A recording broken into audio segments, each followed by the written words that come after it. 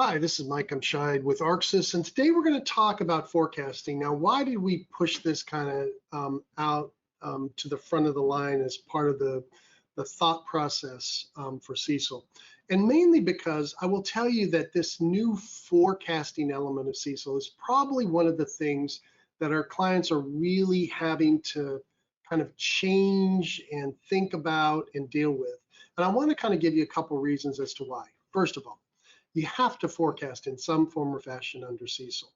And in general, what that means is you have to have external factors that you're going to apply how those external factors change or how you expect them to change in your forecast to how it affects your charge-offs, prepayments, PD, whatever those factors are you're using in your model.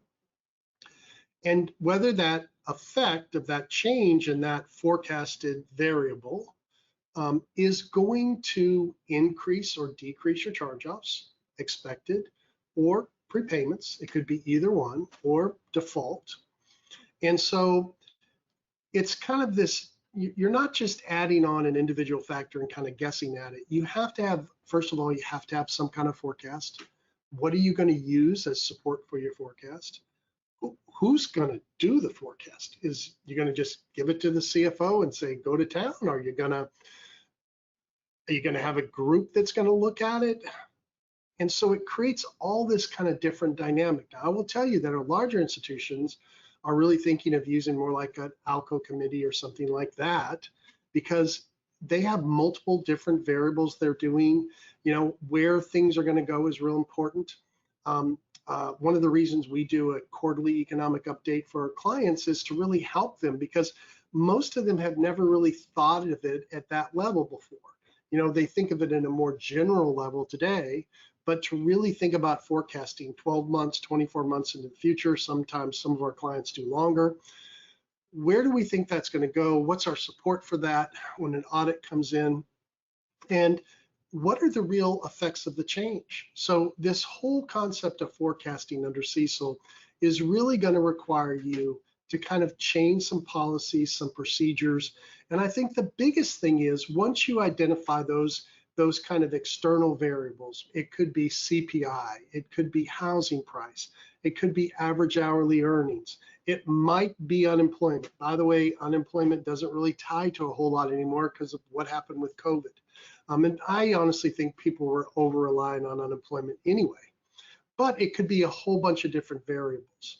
And so number one, you have to understand the variable. You have to understand how those variables move together or separate. So for example, when one's going up, the other one should be going down. So if you're forecasting this one to go up, this one should be forecasted going down. Because if you forecast it going up, that's not how it moves. And so there's some different things you're going to have to start thinking about. And all of those things require some more effort, some more time, support. Remember, it has to be reasonable and supportable forecast. Where are you going to get your forecast from?